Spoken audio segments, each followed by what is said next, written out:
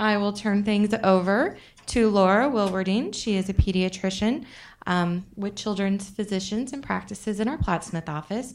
She's also a certified lactation consultant and a whole lot more than that I will let her explain for you. So you're all in great hands tonight, and I know you'll enjoy the presentation.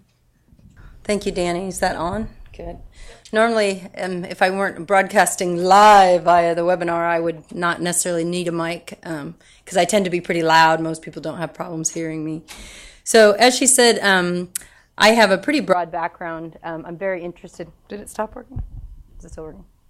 I have a pretty broad background. One of the things that I am most interested in, of course, with my lactation background is breastfeeding. And for those people that know me, they're always shocked when I talk about anything else. But rest assured, I will not be talking about that tonight. This is not what you came for. What we will be talking about, though, is kind of the continuation of the best nutrition.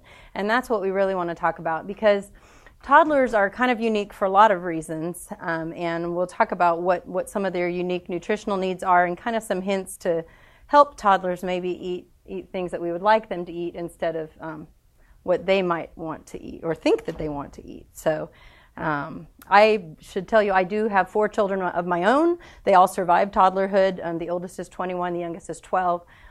So I do have some personal experience with some of these ideas that we're going to talk about.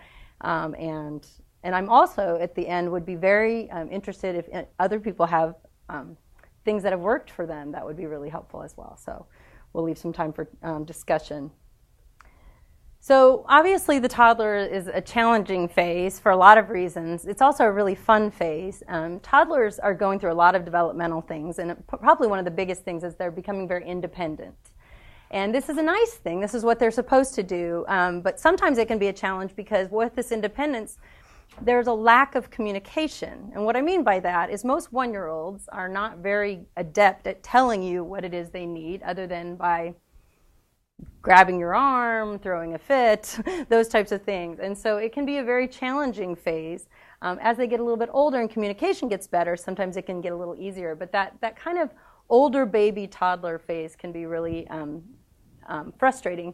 I know a lot of times there will be issues where they want to feed themselves, and what can you do about that? And it makes a huge mess, and sometimes that's hard for all of us. The other thing to keep in mind with toddlers, and I hear this all the time, is they just don't eat. I mean, how can they survive? They just don't eat enough. They're not eating anything. Rest assured, these children, when offered food, will grow and will be fine. But what's amazing, if you think about it, their growth rate slows down immensely. And what I mean by that is if you consider a baby is born, they double their birth weight by 6 months. This is on average. They triple their birth weight by a year. Okay? Can you imagine if we tripled our weight in a year?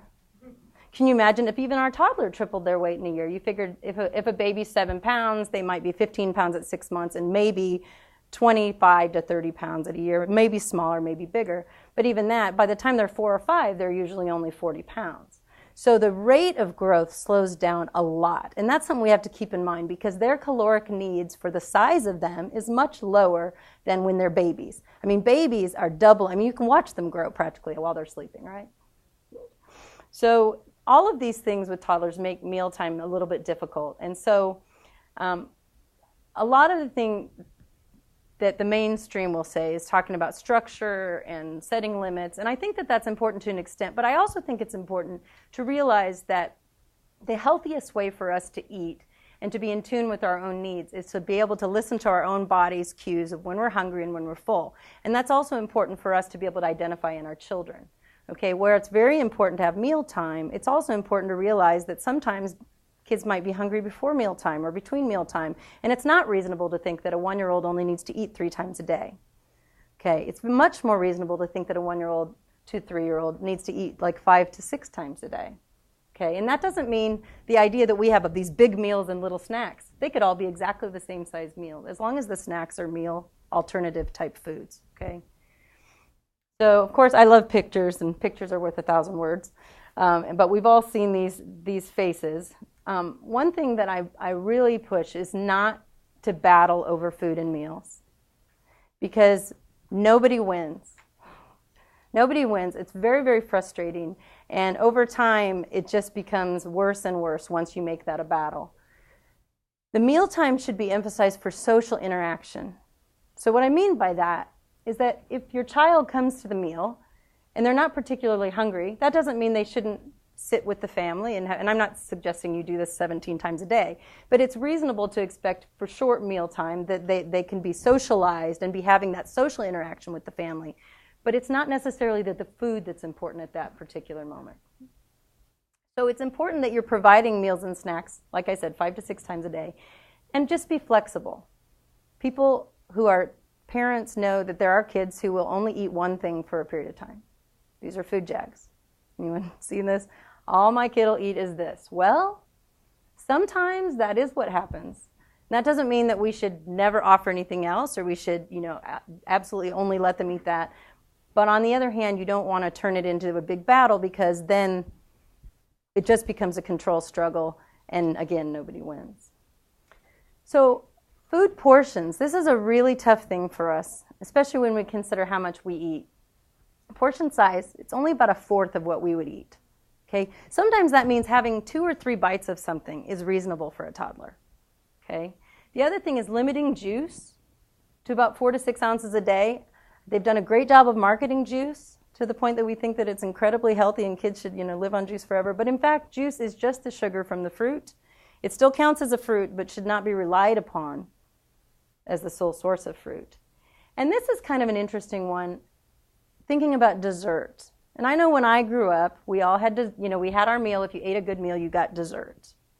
Okay, one of the things that we're trying to avoid at this point with foods is to create a healthy image of food, a healthy relationship to food. We don't really want to use foods as rewards and punishers, because then all of us grow up to become emotional eaters. Okay, so we don't want to use them as rewards and punishers, and dessert really should be just part of the meal. That doesn't mean you should be giving them a Snickers bar on their plate. But there are lots of healthy kind of sweet things that can be relatively healthy and still be thought of as dessert that you can actually serve with the meal. The other thing with toddlers is you need to make sure that the sizes are friendly. A lot of kids, if they look at something great big on their plate, it's just overwhelming. So having things cut into small pieces, avoiding some really crunchy things, having things that are more soft, sometimes even serving foods more at room temperature as opposed to really hot or really cold. A lot of times they don't like those really extremes. And some kids are more likely to like your ground meat as opposed to steaks or chops. Even you can do ground chicken, just an easier texture for them. Obviously, there's 1-year-olds that still don't have very many teeth. So everything that you're doing needs to be basically small enough or soft enough so that they're able to swallow it without doing a lot of chewing. Another hint is to serve new foods along with familiar foods. So if you know that they love asparagus, which is, I'm just making that up here, but no. Say you know they love asparagus, but you don't think that they're going to like that peanut butter, then you can offer the two things together. Sounds strange, I know. But really, if you serve new foods with things that they're familiar with, they tend to take things better as well. The other thing to keep in mind is that sometimes the first time that you give food to a child, they may not like it. But that doesn't mean you shouldn't keep offering it and assume that they're not going to like it. There's actually been some studies done where they show that it takes about 10 times introducing a new food before you really can determine whether the child likes it or not. So just because they didn't like it once, keep offering it. And then make sure that they're at a comfortable height, that they're not, walking around trying to eat their food, that they're seated and it's comfortable for them. As a pediatrician, probably one of the most important things, and what I tell my patients is really the bottom line is after a year, kids can have almost anything in terms of what they can eat. But you have to make sure that that food is not a choking hazard.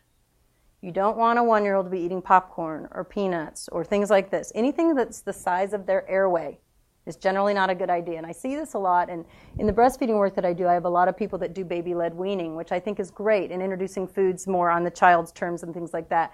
But I do see people giving little kids like raw baby carrots. 1-year-old, that's exactly the size of their airway.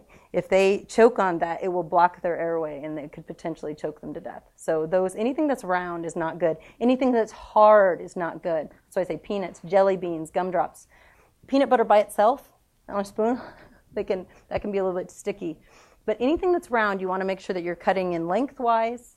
And if you're really paranoid, you cut the skin off, you do all sorts of things. But some people are just a little bit paranoid like me. But The other thing to keep in mind is that children really shouldn't be, at this age, as a toddler, they shouldn't be really walking around with a lot of foods, especially foods that are choking hazards. So make sure that they're sitting and that you're there when they're eating. So those are just some basic tips to kind of to help feed toddlers. And just keep in mind to keep pressure low. It's the same thing, basic tenets of potty training. Don't make it a struggle. Keep the pressure low. Keep offering new things. And most of the time, over time, they will accept new things. But now we're actually going to talk more specifically about really what toddlers need in their diet. And I know most of you, and I don't want to insult anyone's intelligence, most of you know obviously what the food groups are. And for those of you who aren't aware, for years and years we had the food pyramid, whereas now we have the food plate. Okay, the food plate is put out by the USDA, and that's actually, there's some good resources on the web for that. But we're going to look at all of these areas: grains, proteins, fruits and vegetables, dairy, oils, and then empty calories. So grains are one of my favorite to talk about because I think that there's a lot of misinformation about grains. And there's a lot of misleading marketing. Okay. And what I mean by that is when you look at grains, you have whole grains and then you have refined grains. Wonder Bread is a refined grain. Most of what you find in the baby food aisle, your rice cereal, even your baby oatmeal, is a refined grain. They've actually processed it to the point that it no longer has any fiber. I don't know how you take the fiber out of oatmeal, but the baby food manufacturers have managed to do it. Okay? So you have to be very careful in reading labels because the whole grain includes all of the grain, the bran, the germ, the endosperm. This is important because this is what gives you fiber. And fiber is actually important, not for the reasons that we think of when we think of fiber, that, oh, we need fiber for, keeping regularity and we all need our Metamucil. No, but fiber is a very important thing just generally to keep intestinal health. And it is a very healthy grain that is much more nutritious than the refined grains. Part of the reason for that is when you eat something with a refined grain or sugar, simple sugar, what happens is your blood sugar goes up quickly. When your blood sugar goes up quickly, then your body sends insulin that takes that blood sugar and tells your body you have too much of it, and it gets stored. Eventually, it will get stored as fat. That is one of the things that we think leads to childhood obesity and obesity in later adults. Simple sugars, simple carbohydrates are not good, generally speaking. The other problem with simple carbohydrates and sugars is that because your blood sugar goes up quickly, it also goes down quickly, and then guess what? You get hungry. Okay? It doesn't stick with you either. So this is why when you're serving a bowl of cereal for breakfast, your child will be hungry again in 2 hours because there was nothing that stuck with them. Their blood sugars went up and down and they're hungry again. Okay? So that's why whole grains are important. It really is a lot of reading labels. I will tell you there are products out there that are more toddler-friendly, child-friendly. I know when you give your, and I've done this, you give your young kid this piece of wheat bread that's got things in it and they're like, nah, they don't want that. The texture's icky and they don't like that. The cool thing is there are whole grains that can be made to be smooth. One of the best whole grains that I absolutely love is barley. People like barley. And some manufacturers have gotten pretty savvy about this. One brand, and I'm not pushing specific brands, but I know there's a brand of like bagel thins out there. And if you look at it, it actually has a lot of fiber, like 5 grams of fiber. And the reason is, guess what they use? They put barley flour in it. But it looks like white. It doesn't taste bad. Okay? So there's ways that you can get whole grains in your kids without expecting them to eat, quinoa and, not that there's anything wrong with quinoa, I think it's great, but bulgur wheat and quinoa. But doing oatmeal is great. Oatmeal that comes whole oats, not the refined stuff, but whole oats is really good. Whole cornmeal, brown rice, but even brown rice only has about 2 grams of fiber per cup. So that's a good way to tell. If you're looking at a processed package, a good way for you to tell, is this really whole grain, even though it's telling me it's whole grain? But a good way to tell is, does this have fiber? If it says it has less than 1 gram of fiber or 0 fiber, they're pulling your leg. It's not whole grain. Okay? It might have been whole grain sometime, but it's not whole grain when it's going into the body. So again, refined sugars, or refined grains, is what you want to look: white flour, degermed cornmeal, white bread, white rice. All of these things that the kids tend to like a lot because of the smooth texture. But most of it truly is a texture issue. It's not that it's the flour versus something else. So sometimes getting a little creative is helpful. But certainly the grains things like quinoa, if you're aware of those kinds of things. Kids actually, if they're raised with that stuff, they get used to it and they like it.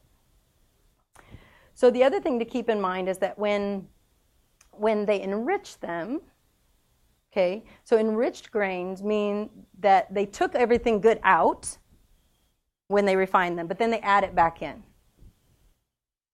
So when you see it's enriched, it does add back some of these B vitamins that would naturally occur in the whole grain, but they add it back in artificially. So it looks on the label like it's all the same. But what we don't know is when you enrich foods, and this is a big controversy, when you enrich foods, when we'll talk a little bit about vitamins too, but when you enrich foods and you add them to other food, does it do the same thing as if it was naturally occurring in food? And most of us would say not likely. So it's not a substitute for the whole grain. And keep in mind also, a lot of times to make things more palatable, they will add both. So, and that's okay. I mean, as long as it still has some amount of fiber. But I think one of the great marketing things right now is all of the cereals that are like, we have this many whole grains. They're not mentioning they have 15 grams of sugar per cup, but they have lots of whole grains. So you have to keep in mind when you're reading labels what you're really looking at. So that's grains. So proteins. Now this is a tough one because I think a lot of toddlers don't like meat. A lot of toddlers, especially, again, we talked about having the pork chop or the steak, and the texture just isn't good. So sometimes doing some ground meat can be good. But there are ways that you can actually feed a child appropriate protein without even using meat at all. In fact, there's plenty of people who are vegetarians, and it is possible, although it is a little bit of a challenge, but it is possible to raise a child healthy even being a vegetarian. It's not ideal because it is a little bit tricky, but lots of foods we think about as proteins are obvious, but we also need to think about beans and peas. And by that I don't mean beans like green beans, but we're talking all the great beans, pinto beans, soybeans, I'm like totally blanking, black beans, red beans, all sorts of good beans, chickpeas, hummus, super healthy. Hummus is great for kids, and it already comes in a great texture too. Put it on some bread, feed it as a sandwich. It's great. Because even the sesame paste has some extra zinc that they need. All of those things are good sources of protein. But so sometimes you have to just think outside the box. Nut butters, great. Peanut butter, sun butter, those sorts of things are great sources of protein also. There are other sorts of soy things that you can use as well. But again, a lot of it has to do with how you're introducing it, how you're serving it. Small portions, small pieces. Eggs are good, give you protein and iron.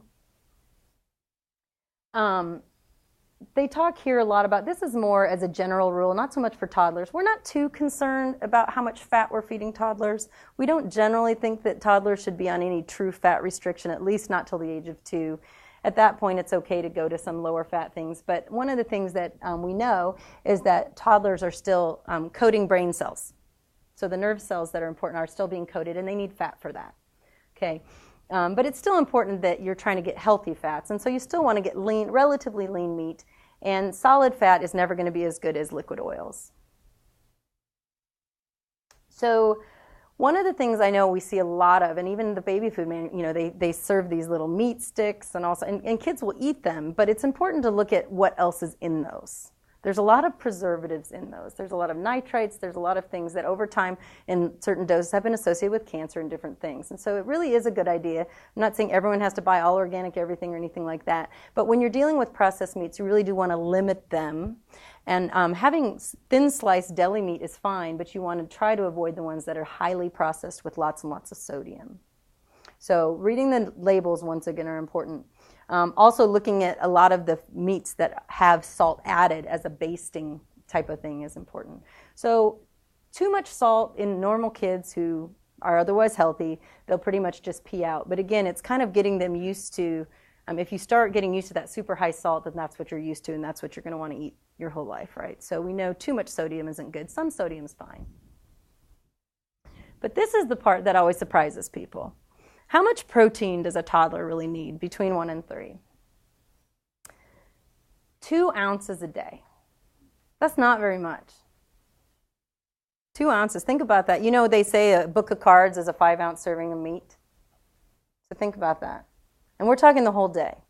So this concern that toddlers aren't getting enough protein is probably unfounded, and most kids are eating enough. It should be offered frequently, though, because one of the things that we know, and we talked about how the blood sugars go up and all this, when you're eating protein and fat, that is a way that you maintain your blood sugars over a period of time, and they tend to stay fuller longer, and that is better in terms of preventing obesity. I'm not suggesting that you're eating lots and lots of protein and fat, but having enough protein and fat. And of course, protein is also important because they're growing.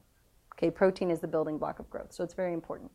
So to put this in mind, obviously an ounce of meat, poultry or fish, a quarter of a cup of cooked beans counts as an ounce. These are all ounce equivalents. 1 egg counts as an ounce, 1 tablespoon of peanut butter, and half an ounce of nuts or seeds. So, and again, sometimes with nuts and seeds you have to be careful because that can be a choking hazard. So keep in mind, sometimes when we're making these recommendations, there's some overlap between safety and nutrition. But all of those count as an ounce. So if you think about that, so you make your kid an egg, you're like, well, they didn't even eat the whole egg. Well, you know, if they had half an egg and then they had another part of protein at noon and another protein at dinner, they probably still got plenty of protein. And we'll get to some other sources of protein from dairy as well, which is why you really don't need to worry about protein. But we're going to get to that later. Fruits. So any fruit or 100% fruit juice counts as part of the fruit group. So that's easy. What's hard, and all of you know this, is it's hard sometimes to keep fresh fruit in your house. And it's hard to know, well, last week Johnny liked bananas, but this week he likes pears, and last week he liked strawberries, but now he likes blueberries, and you end up with all this produce that goes bad, and everyone gets mad because produce is expensive. So the thing I always emphasize is that there are other ways to do, I mean, fresh fruit is always best, it's awesome, but it's okay to do some frozen fruit. It's even okay to do some canned fruit. When you're doing canned fruit, you just don't want the fruit that's got all the added sugar. You just want the fruit that's in its natural juice. It doesn't even need juice, it just needs water. So just watch for any added sugar. But lots of fruit can be eaten in a lot of different ways. And so you don't have to worry about always having that fresh fruit. And it gets to be expensive sometimes. And towards the end of the week or the end of the month when you've already been to the grocery store, it's great to keep things frozen in the freezer. And kids love smoothies. I mean, smoothies are a great way to get fruit in a kid. You take some frozen fruit, you don't need ice or anything. Frozen fruit, maybe a little milk or a little yogurt, and you've got yourself a great snack. You put some yogurt in there and then they have a little protein too. And the kids think it's a treat. And it's great for them. And again, getting back to that 100% fruit juice, again, no added sugar, but limiting that to 4 to 6 ounces a day. My best recommendation actually is even less than that because, again, it's just the fruit sugar. And as far as I'm concerned, really, kids don't ever need juice. But I know a lot of people like juice, so it's okay to do some juice. But what I actually recommend is even water it down. If they want, you have a 4-ounce juice cup, give them 2 ounces of water and 2 ounces of juice. It tastes good enough, they don't know the difference, and then you're getting them added water too. Because that's something I don't talk specifically about in this talk. But water is a great thing to get kids used to drinking. Water is really good. So how much fruit? Toddlers need about a cup of fruit a day. And again, that's over the whole day. And that's why you can see you don't want a full cup of 100% fruit juice. You don't want that to be their only fruit for the day. So that's why I definitely recommend limiting that.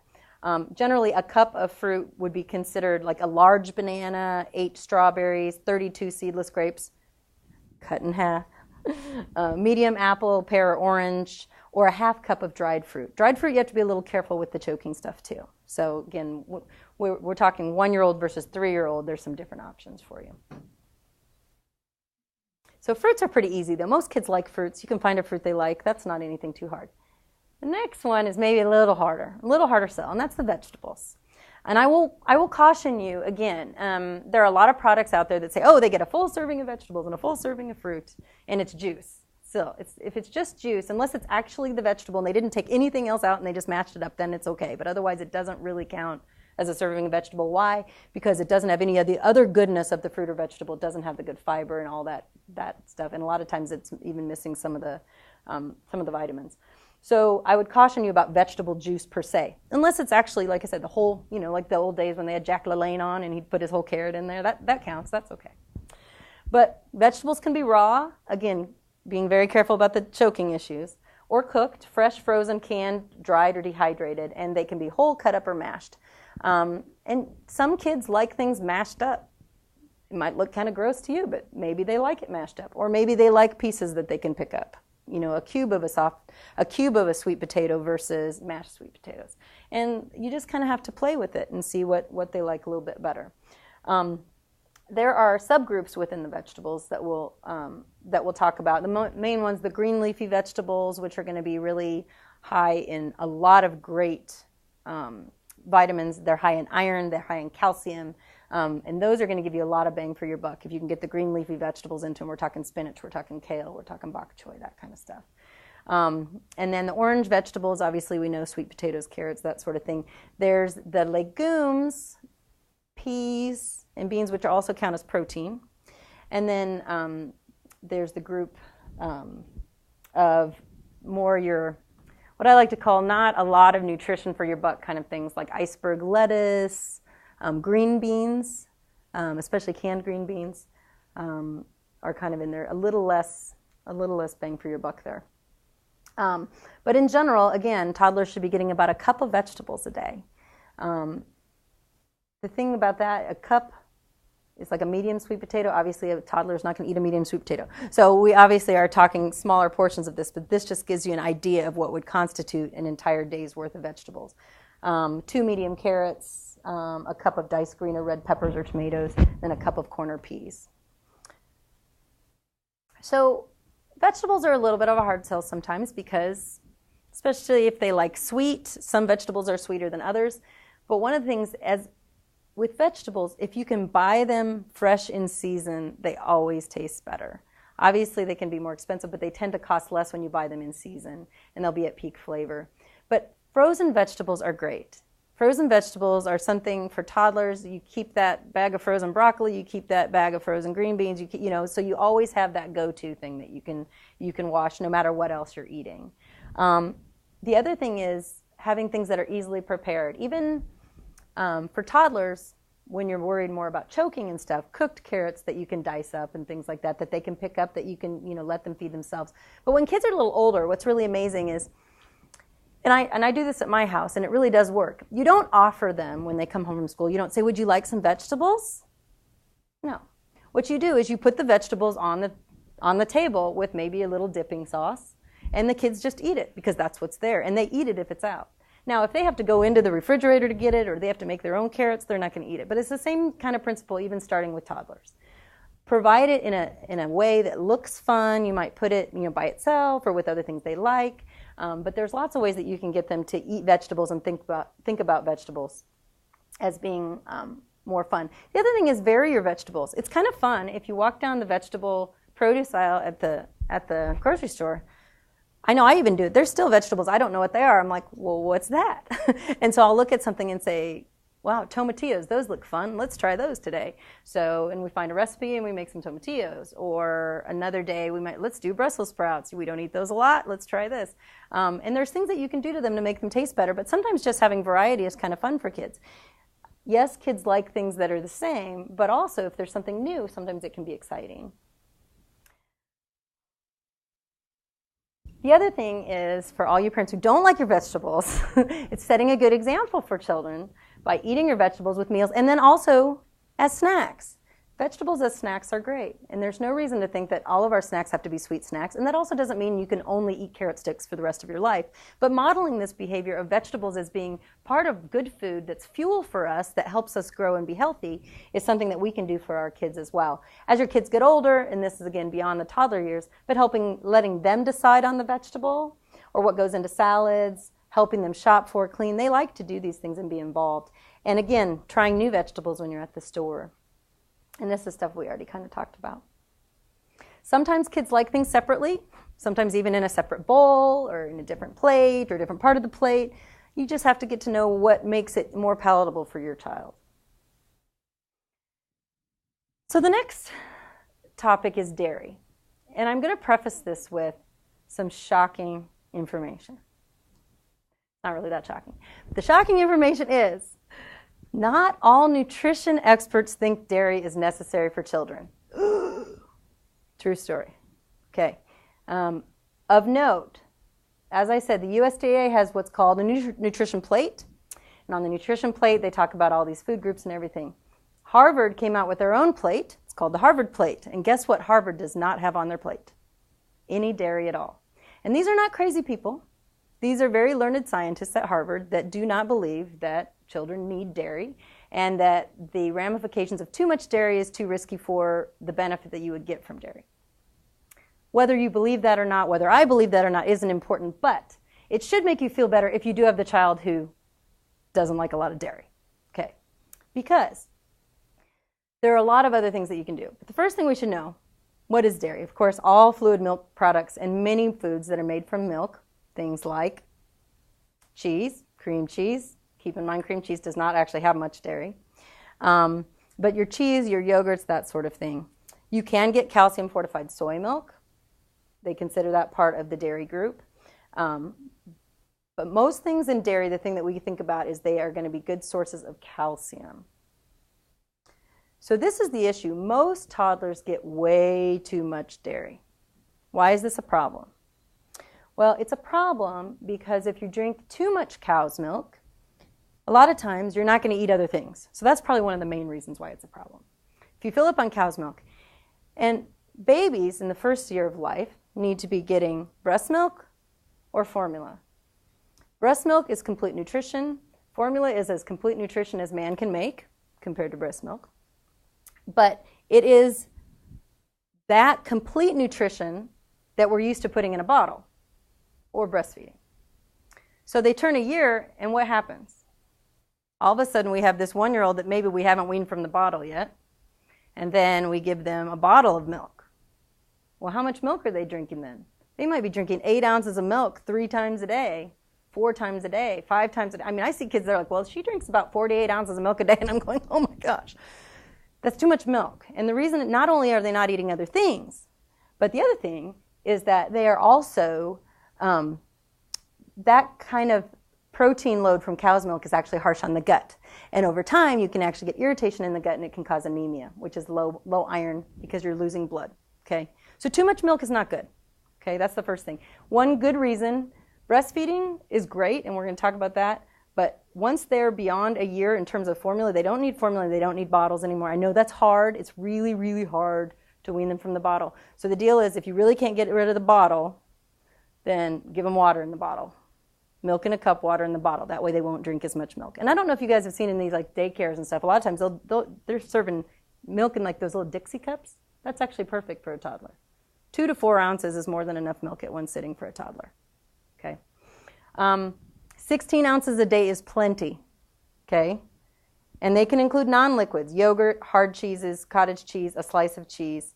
And whole cow's milk can be introduced after the first birthday, but you can switch to lower fat versions after 2 or so. And that's, again, that's kind of controversial. There's other people who think you can do it when they're a year. It doesn't really matter all that much. Just keep in mind that dairy is important because why?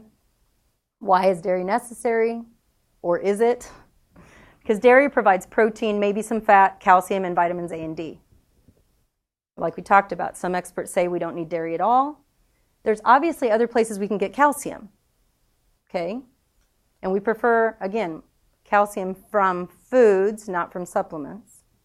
There are some fortified foods which are better than nothing, but again, fortification is never the same as getting it from the real food. There's, of course, alternative sources of vitamin D. Sunlight is where you're supposed to get your vitamin D, but there are fortified foods like orange juice and other cereals as well. So you can find some fortification for that if your child does no dairy whatsoever. And if you really feel like you need to, you can do a supplement, but it's usually not necessary. What I usually recommend if people do dairy is no more than 16 ounces of liquid milk, and then if you want to do another serving of some other sort of dairy, yogurt, cheese, that kind of thing, it's okay. But you don't have to do 16 ounces of milk. Most important things in terms of what your child is drinking is, are they drinking enough to stay well hydrated? And you don't want them to be staying hydrated just on milk. It's better for them to have water and, again, a little bit of a juice. They don't need Diet Dr. Pepper. Okay. And I said my background is in breastfeeding. You got one slide. I'm sorry, I had to do it.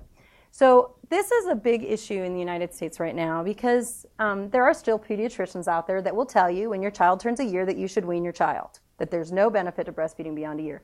I can tell you categorically that is absolutely not true. There's benefits beyond, way beyond a year, and in fact there's good studies to show that there's benefits from death from diarrheal illnesses even up through the age of 4. Whenever I lecture to medical students, I always tell them this, and they're always shocked, but the average age of weaning in the world is 4 years old. Okay? When we get back to dairy, okay, let's think about dairy again. One of the reasons that Harvard says this about no dairy is that our ability to break down milk sugar actually goes down as we get older. And we think what happened, we were originally weaned at a certain age when we didn't do milk after we were weaned. And that's why those levels go down between the ages of 4 and 7. Because why?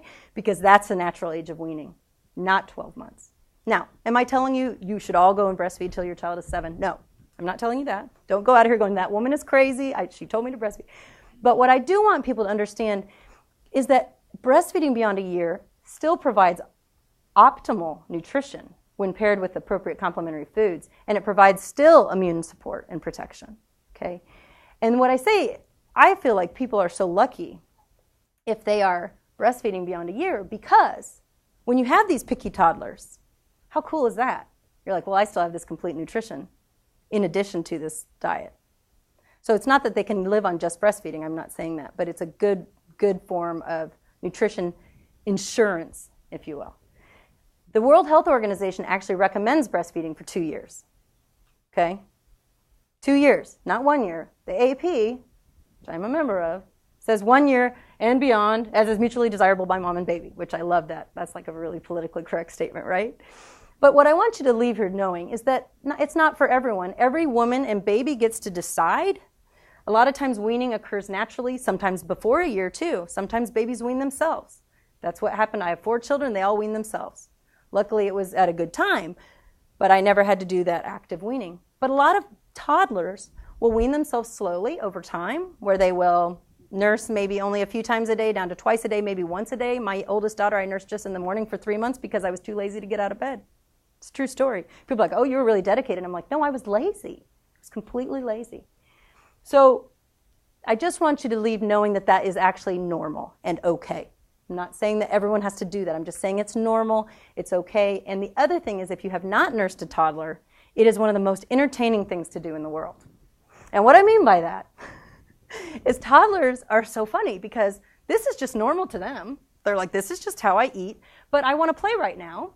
And so they're trying to play and they're latched on, and then, oh, look, they're trying to talk to you. That, I think, is hysterical. They're trying to have a conversation with you. You know, don't talk while you're eating, you know, kind of a thing. But it's hysterical, so they're really funny. So if you haven't experienced it, it's not the worst thing in the world, and it has a lot of awesome, awesome reasons to continue. So don't be pressured to stop because you think you have to. So, and I tried to pick a relatively tasteful picture for everyone so they wouldn't be too shocked. But that is just classic. So back to our food groups, oils. Oils are always going to be better than solid fats. A lot of them will have monounsaturated fats like olive oil and avocado. Keeping in mind some foods are really good sources of fats: fish, olives, certain nuts and avocados. And it's not considered a food group, but especially these really good vegetable type oils are going to have a lot of antioxidants in them. So they're very, very healthy, and they're good for cellular growth and healing. Again, we talk about fats at solid room temperature, not necessarily great. I mean, again, in moderation, it's okay. Anything that's solid, a vegetable oil that's solid, that's hydrogenated. That is not anything that your body needs. That's those trans fats that you've heard so much about. They're not good for you, and they're not good for kids, and they're best avoided. And there's a lot of the meat fats and stuff that generally you want to avoid, or at least low in moderation. So how much oil? Toddlers require 3 teaspoons of oil a day. Now that does not mean you have to give them a tablespoon of olive oil once a day, but fats in their foods, and you can get it from meat. Also, there's fat in meat, so you don't have to, but keeping in mind a half of an avocado is the equivalent of 3 teaspoons of oil. So avocado is a really awesome food for lots of reasons. It's very, very healthy for kids. It's got lots of good monounsaturated fats. And also, it's one of the best foods in terms of being hypoallergenic in babies, too. And La Leche League has suggested doing avocado for a first food for years and years.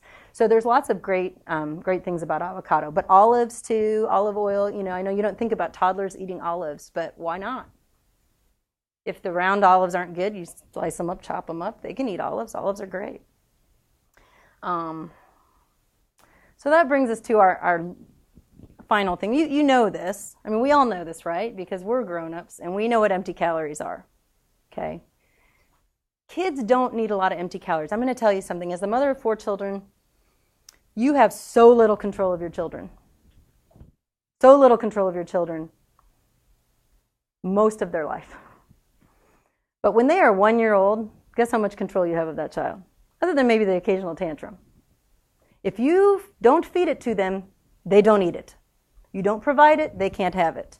They can't go to the store, they can't drive themselves there. They can only eat what you give them. I'm not saying you can never give them cookies, you can never give them cake, you can never let them have these things. But if they see that as normal, everyday part of their diet, then that's the way that they're going to continue to be as they get older. And none of it is necessary. Yes, we all like to do birthday cake on their, and don't get me wrong, I'm not, if you come to my house, it's not that we never have sweets. Although I'll tell you a good trick for older kids is we never bought any packaged sweets. So the rule at my house was if you wanted cookies, you had to make them. And that's still what we do. And my kids know how to make all sorts of stuff. They can make cookies, cakes, bars, whatever. But that was the deal. Because then at least the deal was we knew what was going into them. We knew that there wasn't something that we couldn't pronounce because we got it from our kitchen, right? So that's just something. Getting them used to this at an early age is just not necessary because they don't know the difference. Okay? They don't know the difference. Now, when they're 7 and they go to their friend Johnny's house and, well, Johnny had Fruit Loops, Mom, that was really good, then it's a little harder. Then you're going to struggle with them because they're going to see what they have at their friend's house and that kind of stuff. But give them at least a good start before they know any better. That's my best advice. Before they know any better, you give them a good start. So obviously the foods that we know, again, sodas, energy drinks, as far as I'm concerned, I don't care if it's sugar, I don't care if it's diet, kids do not need soda. They don't need it. It does absolutely nothing for them. If you really want to give them something sweet, give them a little bit of a flavored water or something. But seriously, they don't know the difference until they've had it, and then that's all they want, right? A lot of cheese, again, extra cheese, pizza, ice cream, sausage, hot dogs, bacon, ribs.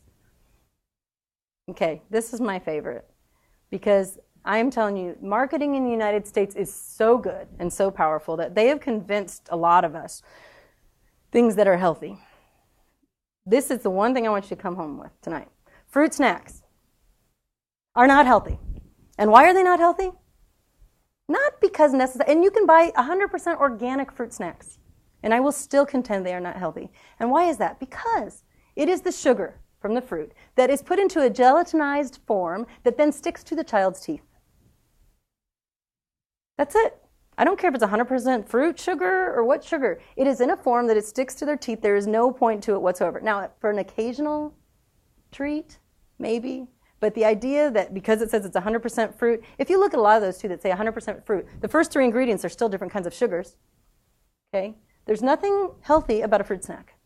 And that's the biggest lie in the marketing of children's foods. And the supposedly nutrition experts in children promote these things as their products. And it's enough to drive me a little bit bonkers. So that's my big thing. Fruit snacks, not healthy. Number 2, sugared cereal. Again, we talked about this.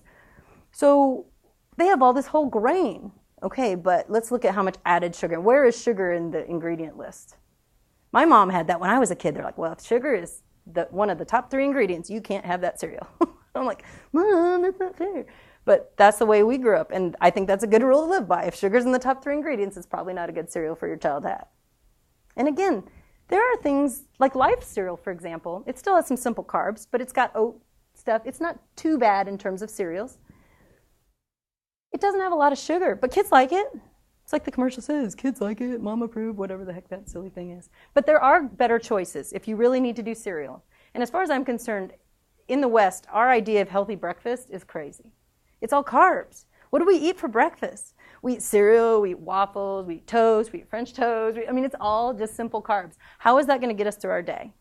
It's not going to get us through our day. We're going to be hungry at 10 o'clock. And that's what happens to kids, too. They get hungry. Give them some protein for breakfast.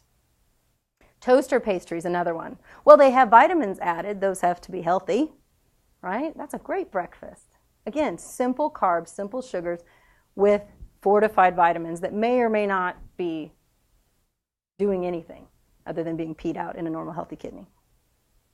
So even the organic ones, again, and I'm picking on organic a little bit too because those of us who try to be very savvy and, well, I'm going to buy organic and I'm going to do this, even they are guilty of promoting things that are led to be healthy but are not necessarily just because it says organic. So you have to be very careful.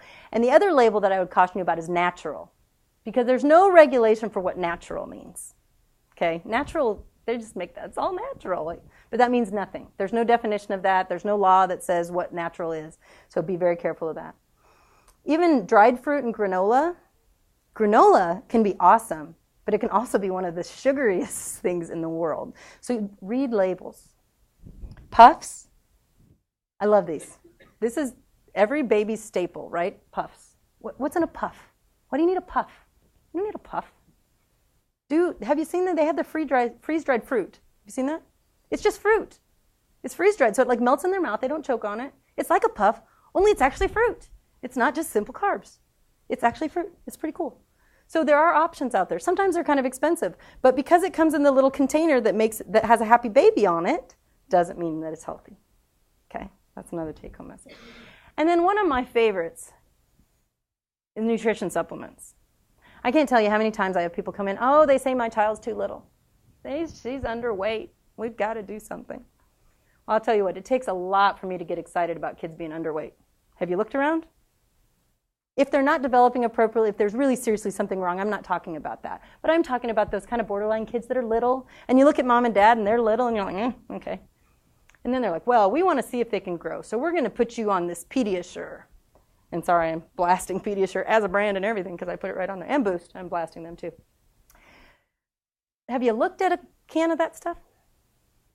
One serving of Pediasure, 30 grams of sugar. What are we giving our kids to grow on? Sugar. Why does it need all that sugar? There is not a nutritional supplement out there that is not just filled with sugar. So what's a better way? Give them a pat of butter here and there. I mean, give them extra protein. Figure out a way to add calories in, seriously, instead of giving them just sugar. Because when they grow on sugar, what happens? They have extra sugar, they store it as fat. And they are more prone to be obese when they get older. So even if and this happens, believe me, in my practice, I see these kids, they come in at a year, and they're super skinny, and the mom's like, oh, I don't know what to do, and they're feeding involved chock full of all this stuff, and then also, well, I just let him eat whatever, because he's so little. He just, whatever he'll eat. They're 5, and they're 75 pounds. My biggest 5-year-old was 120 pounds. I'm not making this up. Okay? So the habits that we start when they're little, follow them. It's really important to remember that. And we have such little control when they get older that it's really, really important that we take the time that we can when they're little. And don't do those nutrition supplements. And I didn't put it in specifically, but I'm going to talk just very briefly on vitamins too. Everyone always asks me, well, should I have a vitamin? What do you think my biggest pet peeve about kids' vitamins is after I talked about fruit snacks? Why do they make them gummy? Don't make a gummy vitamin. It just sticks to their teeth. It's silly. Just what happened to old chewable vitamins? But that's an aside. Vitamins are actually generally not necessary. It's much better to get a varied diet to get your nutrition. Now, there are some nutrition specialists who will argue that there's no possible way that children can get enough vitamins and nutrition from a diet. But I'm here to tell you I'm still looking at health outcomes, and I'm not convinced that because a number in a certain level on a lab test says something that makes a kid healthy. I mean, look at vitamin D. Vitamin D is important, don't get me wrong. But it took several years for them to figure out that really in kids probably we don't need that high of a level. And what we were expecting to be normal is probably not what's normal. And that's why it seemed like everyone was abnormal and had low vitamin D in childhood. Nobody had rickets, which is what happens when you get vitamin D deficiency. So we kind of had to rethink that a little bit. But it's the same thing. We don't know. One example of this, and I'll leave the vitamin thing. So if you are a smoker and you eat lots of carrots, which has beta-carotene, you're great, no problem. If you are a smoker and I give you beta-carotene supplements, they're toxic. Still beta-carotene, what's the difference? The difference is we gave it out of its natural environment, and we don't know what it does when you just give a vitamin out of its natural environment. And again, realistically, most vitamins are probably just peed out. And the other thing to keep in mind that there are vitamins that can be toxic. Vitamin A, vitamin D, vitamin E are all fat-soluble vitamins that you can give too much of, and they can cause problems. So they're not benign. The other thing to keep in mind if you do a vitamin is not to do a vitamin with iron unless absolutely necessary if you actually have a child who's anemic, because iron is very toxic, and children like vitamins because they're yummy, and especially you get those yummy, chewy, gummy vitamins. They go in and they eat them all, and they have iron, and then they die of iron toxicity. So keep that in mind. Unless they need iron, do not keep iron around your house. So I like that slide. So now we all know the answer. So just some final tips. One thing that I've learned with all 4 of my kids is that A, they're all different. Any one of you guys who has more than one child knows they come out different from the time they're born. And sometimes things that work for one child don't work for another child. So the bottom line is be flexible. Get creative. Try some different things. And just continue to offer things. As long as you're continuing to offer the healthy stuff, the stuff that we know is good, they're not going to expect the other just junk. So the junk's okay in moderation, just like the high fructose corn syrup people say, well, when taken in moderation, it's perfectly fine. Problem is it's in every processed packaged food, and you can't do it in moderation, right? But that's the key. It's moderation. It's okay to do some things, but don't use foods as rewards and punishers, okay? And as long as they're growing okay, they can even be kind of on the smaller side. As long as they're developing and growing and they're happy and healthy, they're not getting sick all the time. Well, let's face it, if they're in daycare, they get sick all the time, but that just happens. But you know what I'm saying. Relax and enjoy it. Have fun, because they're hysterical. And when you give them new things, sometimes they surprise you and they like it. And I just think if people just take a step back, use these as general guidelines, and know that some days they're not going to eat much of anything. Another day they're going to eat a lot, because what else? They kind of go through growth spurts, just like when babies go through growth spurts too. But if you're offering it, they'll eat what they need. You don't need to worry. And make sure they're drinking good things, and get them on some water. Water's good. It's not a bad thing to get kids used to. I know I hear that, well, they don't like it. I'm like, well, have you been when did you start giving it to them? Do they they won't take it. And I'm like, well, sometimes watering things down, you can get them to drink water by, starting with your juice, watering it down more and more and more and more until finally, oh, look, it's water. It has a little bit of a yellow hint, so some other tips. But that's all I have for you all. I'm happy to answer any questions that you have, and thank you for your attention. Yeah? When you talk about water, can you talk about fluoride, like water with... Yes, I can talk about that. That's actually really controversial too, although it's not terribly controversial for me. If you have fluoridated water, it's a good idea for kids to get some amount of fluoride. If you don't have any fluoridated water at all, then you can do a fluoride supplement. But again, the jury's kind of out on that. Bottled water, if you're worried about fluoride and you want to do bottled water, you can find fluoridated bottled water. But to be honest, I think if they're getting any amount of tap water, they're getting enough fluoride. And then once they're a little older and you can start doing fluoride toothpaste and that kind of stuff, you're not too concerned. The other thing is there are fluoride varnishes that can be offered now. I know the children's pediatricians offer that to protect the teeth. But a lot of what you're dealing with fluoride is the effects of too much sugar to start with. So if you're not doing too much sugar, then it's usually not as much of an issue. But if you have no fluoride, they do recommend a supplement. Did that answer your question? Okay. Yeah. 2 questions. You talked about sodium in the protein section. What is an acceptable amount of sodium in a processed food like hot dogs or... Well, what I would say, and I can't give you an actual number because I don't have it off the top of my head, but what I would say is I would try to go for minimally processed hot dogs. And there are some like uncured hot dogs, and those are going to always have a little less sodium. So, or things that are, reduced sodium, but then you have to be a little careful of what they're replacing that with. And it's all a little bit tricky. So my best advice actually is as often as you can, go with the uncured stuff that has a lot less sodium. Severe dairy allergies, so we do soy milk instead. And I've read in a couple of different places that that's kind of a controversy. Too much soy milk, yeah. So it's a great question. I would keep in mind, even with soy milk, whether it's dairy milk, soy milk, just it's moderation. They don't need a lot of it, okay? They don't need a lot of it. I mean, I would say no more than 16 ounces of soy milk either.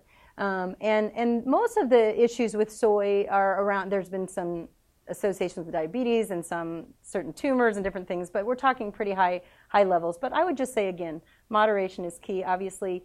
But even with soy, the main things that you're getting from that milk drink is calcium, protein, vitamin A and D maybe, and I think soy does have they add vitamin D to that, don't they? I think so. So that would be the only thing. So there's certainly other ways that you can get that into your child. So if you're worried about it, you can do less soy and do more water and do other foods. I actually have like the opposite problem that most people have. My kid's a wateraholic. Okay. She would just drink it all day. She's 1. Yeah. And I know initially, because she kind of started around 6 months, because she refused to take a bottle. Mm-hmm. It's a long story, but anyway. Mm-hmm. And my doctor was concerned about her getting more than 4 to 6 ounces. Like, of water? Off now. Yeah, I mean, no, I mean, not to replace breastfeeding, obviously, but right. I mean, I think for the most part, if kids are otherwise healthy, but you've been. I mean, I would be a little concerned if someone's really, really thirsty all the time that there's not something else. So everything else is fine. Yeah, I mean, in that situation, if it's really a lot, some people might argue that you might want to do something with a little electrolyte, but at her age, it really should be fine if she's just drinking. I mean, how much water are we talking? Oh, like, she might drink like 2 little 8-ounce sippies a day. Oh, that's fine. And then I kind of have a semi-follow-up, like, she's breastfed now still, mm-hmm. She eats food too, but, like, I have a lot of confidence in that, you know, like, mm-hmm. It takes you a while to build that your kid's getting what they need, and, like, by the time you get that, then now I'm scared. Now I'm afraid to not be giving it to her. Right. She's so busy. Right. That she kind of forgets to ask now, but I'm finding she's making it up at night. Yeah. And I don't love that because it's right. 4 a.m. Right. But I hate to keep offering because it seems like she's kind of naturally, you know. Right. And you know that there's not a right answer to that, to be honest with you, because you just have to find what works for you. If you feel like if you nurse her 1 or 2 more times during the day, she's going to do a little less at night, it might be worth doing that. And who cares if she's natural, you know, if you can get her back to task and do that. So, but there's not a right answer for that. It really is whatever works for you, and any amount is good. And if she can get more during the day, I'm obviously that might be better for you. But that's questions over here. Yeah. My daughter is 2.5 now and eats all choking hazards that you up there. Okay. But I've never given her peanut butter because I was always nervous about that. She doesn't have a nut allergy. Yeah, well, that's a great. I talked about peanut butter without giving a lot of information about peanut butter because here's what I tell you about peanut butter and peanuts and nuts in general, is we don't know. Okay, if you have a strong family history of nut allergy, we generally recommend waiting. There are some, I know, and you might want to talk to your individual doctors. Different people have different opinions. But generally speaking, if there is not a strong family history, because there's conflicting data. Some data says if we wait too long, then they're actually more likely to be allergic. And more data says if we do it too early, then they're more likely to be allergic. So you're sort of like, what do we do? And as a pediatrician, it's really hard because we don't have great, you know, most of the time we can say, well, this is evidence-based, and we're doing this and that. But in fact, there is no great data to tell you that. But I would say at 2.5, you're probably fine. Be a nut allergy, I would think it would be more. I thought I was still worried about choking. Oh no, peanut butter just by itself, like on a spoon, can be an issue. But if you're spreading it on something, it's perfectly fine. Yeah, even little. I mean, when she was very young, they said like no shrimp, no shellfish, and so we never ever have. And I don't know. She'd almost probably be old enough to tell us now if it was a respiratory problem. But Oh, you would know. I mean, the thing is, if you are again, it's an allergy thing. So if you're introducing something for the first time, and they have a problem, the first thing that usually happens with foods, I mean, now some could be really severe if they had some sensitization that you weren't aware of or something, but generally speaking, you're going to get hives around the mouth, or they're just not going to like it, they're going to puke, or that kind of stuff, or they have some GI symptoms, that kind of thing. But generally at 2.5, again, I mean, offering shellfish is probably perfectly fine. There's other fish, too, that's very good even when they're younger, and that whitefish, salmon, that kind of stuff is perfectly fine. The only thing I will caution you about with that, the environmental side of me knows that there's actually a lot of contamination in our fish, unfortunately, and so you don't want to do too much of that in terms of salmon and tuna and that kind of stuff because of the mercury poisoning and different toxins, which is really unfortunate. But it's still healthy and still good in moderation and good to get kids to like fish. So there's no, yeah. At what age would it be on the safe side to have the raw carrots, the raw bell peppers, the lettuce? It kind of depends. Bell peppers are probably fine as long as they're cut in small enough pieces. Really what we're talking about is that really, especially the raw carrots, the really hard things are celery, things like that. Usually we think 3 or 4. It's really child dependent though too. And again, I still don't recommend letting your 3-year-old run around the house with a raw carrot. You know, if they're sitting there and they're eating and they're chewing, it's okay, but they should still be observed. Lettuce is usually fine too. Yeah, as long I wouldn't have like great big, you know, again, just small pieces Should be perfectly fine. 3 or 4? Or? Oh no, I think lettuce and things like that can be younger too, as long as it's small. And again, it doesn't have to be pulverized, but just small enough. So basically, a good rule of thumb is before 3 or 4. It's a good rule of thumb is anything they put in their mouth really should be easily swallowed without chewing. Does that make sense? I mean, really, if like you and I do, sometimes you get a chip or something, that's not good. So that's what they tend to do. So if it's a soft carrot that's cooked, or it's, something that, they might still kind of choke, but it'll get down, as opposed to something that's just going to lodge in the airway. Yeah. So steamed vegetable. It's not going to lose its vitamins. Right, especially if you flash steam them, if you steam it fast. So you just don't want to, the main thing when you're cooking vegetables, the best way to maintain a lot of, in fact, there are some vegetables that are actually healthier when cooked. Broccoli, for example, is one that has different nutrients when it's cooked versus when it's raw. Both are good, so it's good to have raw and fresh and steamed broccoli. But the key to that is you don't want to cook things in a lot of water. When you cook things in water, that leaches out and gets into the water unless you're drinking the water, and just to do it quickly, so then there's less damage to the actual content of the vegetable. Does that make sense? How about, I'm sorry. No, go ahead. Pancakes. And of course, I cook pancake for my son, 16 months.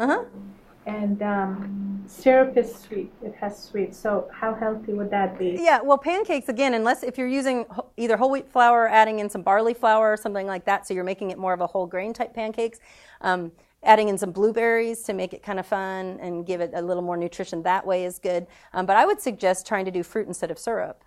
If you put blueberries, and you can do frozen blueberries, work great in pancakes. Do frozen blueberries, and they mush up really nice, so they're not going to choke on them, and it gives it a nice sweet, and then it's not as messy either. The blueberries are kind of messy, but let's face it, syrup's pretty messy. So if you're doing like blueberries or even strawberries, things like that you can cook right into the pancake. You can do peaches, pears, pretty much anything, make it a little more healthy. Yeah, you had a question. My son is almost 3, and he's lactose intolerant, so he's on lactate, and we're wanting to reintroduce regular milk. Is there kind of an age or? Not necessarily. And lactose intolerance is actually kind of controversial also. I mean, there are sensitivities to milk that aren't actually the lactose. If the lactate helps, then it could very well be that. But I think, again, it's one of those things, it's very much trial and error. And the best advice is just to try small amounts at a time. And keep in mind that, again, dairy, there are people that have problems with lactose, and it may be a better option as he gets older to find other things that are providing that same nutrition instead of continuing to push a lot of milk. And he does okay with yogurt. Yeah. Yeah, which makes me think it may not truly be a lactose thing, more of a milk sensitivity thing. So, but it's hard to know. Let me get someone new back there. I'll come back to you. I have a quick question on snacks. I mean, when we're at home, I think we do really good. He loves fruits and vegetables. Right.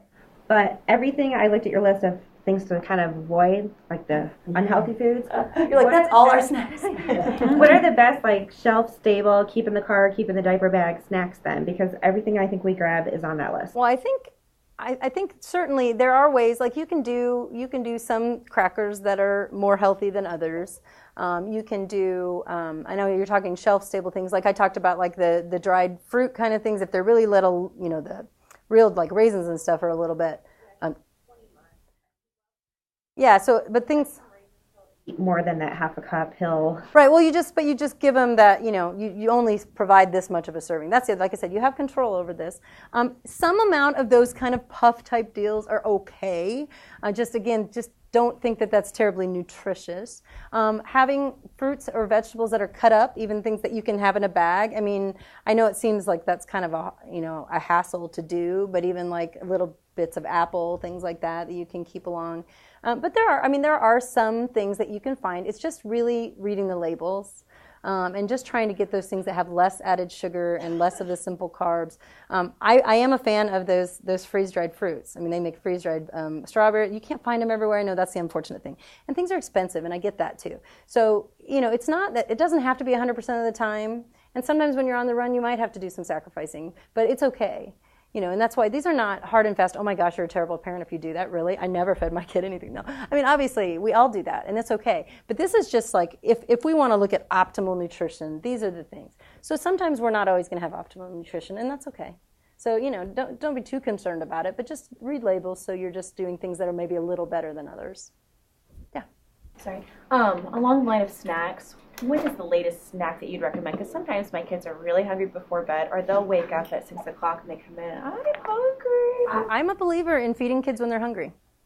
I really am. I think this idea of, you're going to spoil your appetite, you're not going to, if they're hungry, they need to eat. And the reason for this, and this gets a little too much into science, but there actually is a scientific reason for that. The reason is that we have hormones that are responsible for when we're hungry and when we're full. And if we tell our bodies to ignore those things, then over time, they are not effective anymore. And there's actually been good studies looking at obesity, and there's a hormone called leptin. Leptin tells us when we're full. Something interesting, again, breastfed babies are less likely to be obese as adults, and if you look at their levels of leptin, they have higher levels of leptin. They've upregulated that hormone. So when we tell our bodies, you're hungry, you can't eat, then eventually that whole system doesn't work anymore. That doesn't mean if your child is hungry at 8 o'clock that you're like, oh, here's your Twinkie. No, what I consider is kind of meal equivalent foods. And you asked about the snack thing. When my kids were little, we actually had a free cupboard. And what the free cupboard was that was food that they could eat without asking. And it had fruit, it had healthy crackers. We even had, and we had a drawer in our fridge too. Things like cheese sticks, things that we thought were basically meal equivalent, weren't what I would consider junk food or dessert. And they could eat that when they were hungry. And then if they ate a half hour before dinner, it wasn't that they didn't need to sit down to dinner. They still sat down and had dinner with us. But I didn't care if they ate very much, because that's not what the meal was about. Does that make sense? I know some people have a hard time with that, but if you want to look at it truly from a biological standpoint and what our bodies are doing, it is important for kids to be able to eat when they're hungry and know when they're full. So that's the other thing, this whole idea of the clean plate club too. Well, you can't get up and you're going to get rewarded if you finish your plate, because then we're teaching them to eat beyond their hunger. And when we learn to eat beyond our hunger, what happens? We all feel like we do at the end of Thanksgiving. It's not good. So letting them be attuned to their hunger and their fullness cues is actually really important. So I don't think there's really a time. Now, obviously, if bedtime is 8 o'clock, then, well, if you want a snack. But it's completely reasonable if bedtime's at 8 o'clock to say at 7:30, do you need a snack? Sleep at all? So I read some study that said if you give them the... No, I really don't feel like that's... I think the other issues, and there may be some study with that, but we can have studies that prove about anything, right? But I think overall, in terms of the nutrition of it, as long as it's not, I wouldn't give them a, Mr. Pibb and a piece of chocolate cake. But if you're giving them just otherwise healthy food, it should be fine.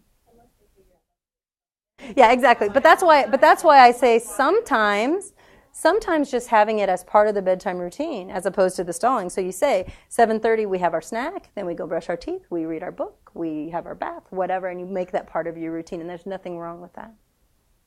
Was there another question over? Yeah. Can you talk about sugar-free item? Because when she was talking about like syrup, bad with pancakes, not bad, but not so healthy.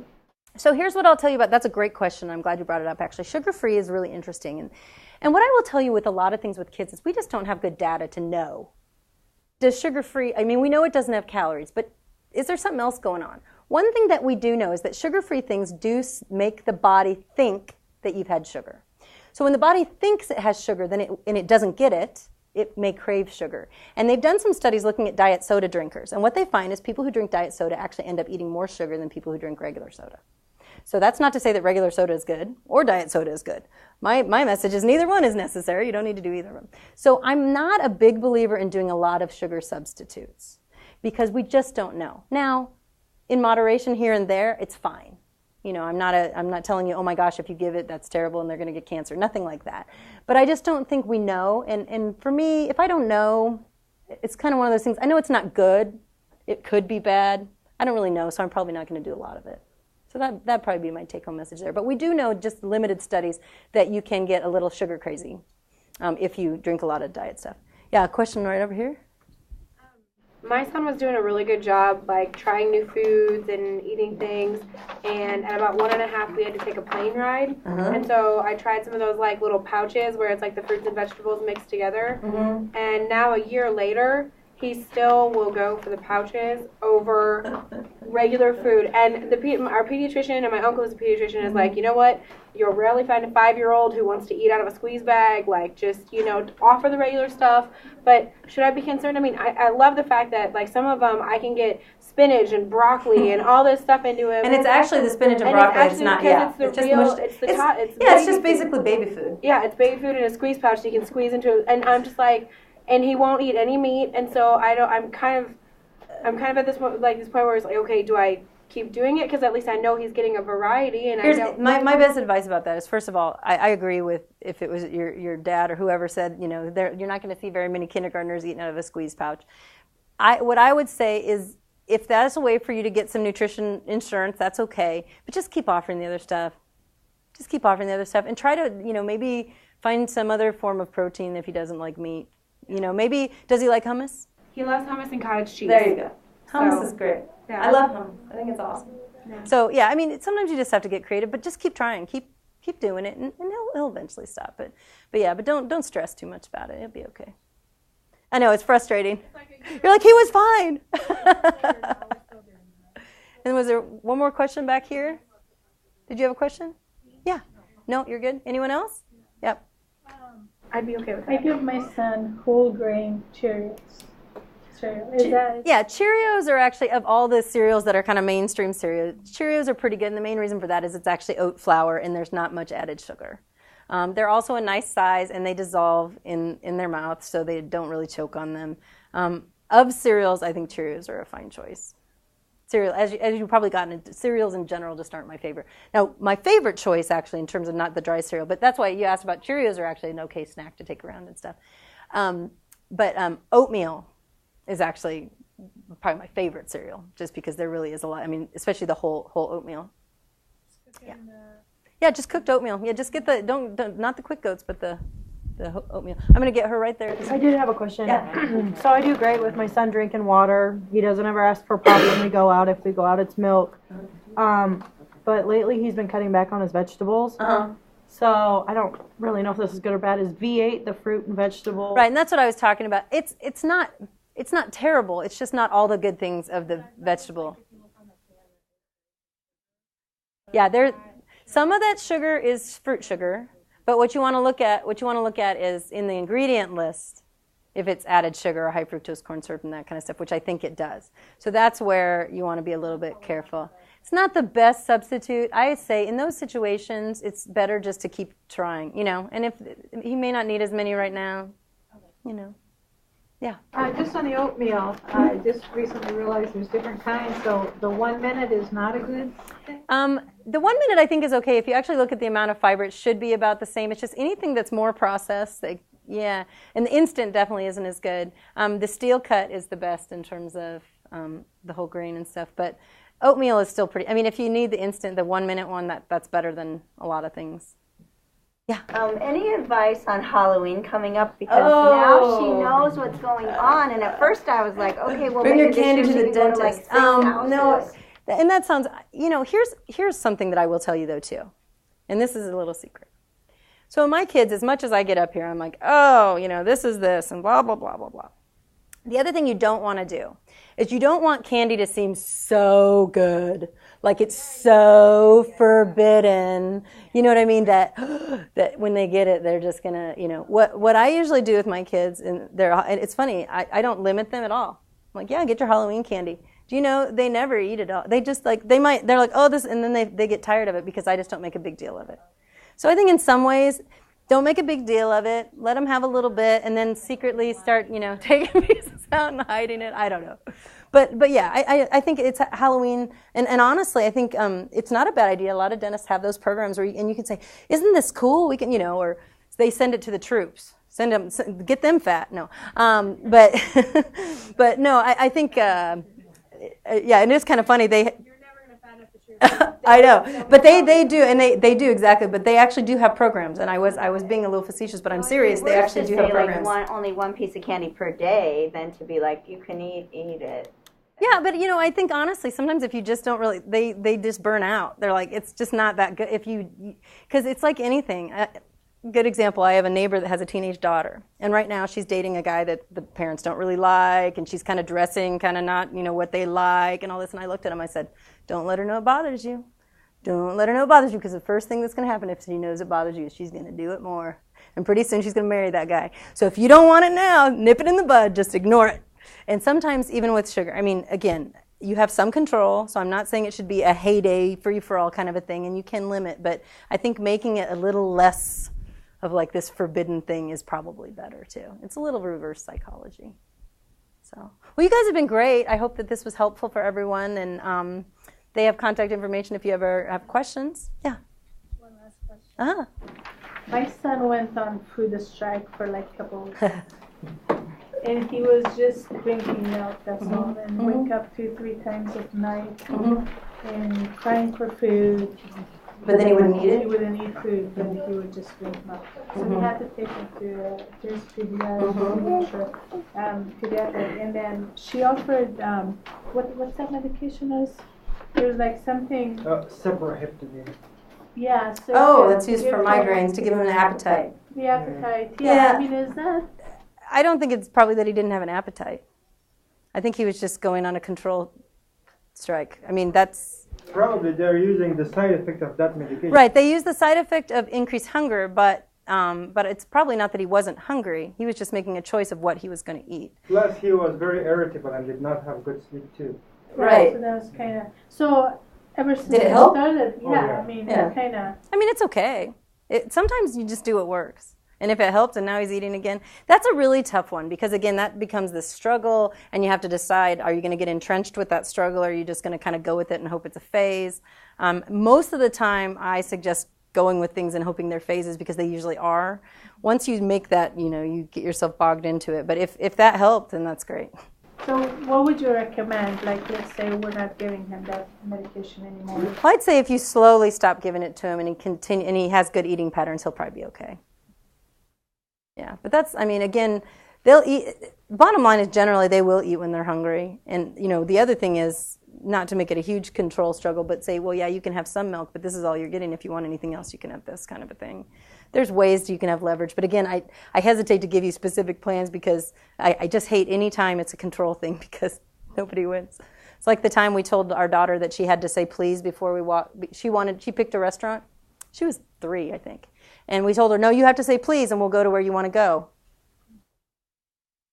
I sat out there with her while everyone else ate in the restaurant. I went out. My husband sat out there with her. She never did say please. Of course, we had to stick to our guns and we never let her go in the restaurant. But it was like we were all miserable and it was stupid because why did we care that she said please? But once we picked that as a battle, we had to win, right? So that's why as parents, you got to be really careful what battles you pick because sometimes it's not worth it. So, but that's a tough one. With that situation, I think it probably was good that you went in, and if you found something that works, that sounds great. Yeah. What's the best way to approach iron deficiency anemia in children? Well, do you want the real answer? Or, no, I think the iron deficiency, first of all, you want to find out if there's a cause of it. So if you see someone's iron deficient and you realize they're drinking 48 ounces of milk, you want to nip that in the bud. Doing an iron supplement is okay, or you can increase iron-rich foods. They're both okay. It's just sometimes enriching iron-rich foods is easier said than done. So, and the other thing is, it depends on the level of the anemia. Again, in medicine, we sometimes pick these arbitrary levels that we think are abnormal. Like, oh, well, if it's below this, we just arbitrarily, and granted, there's reasons that they came to those numbers.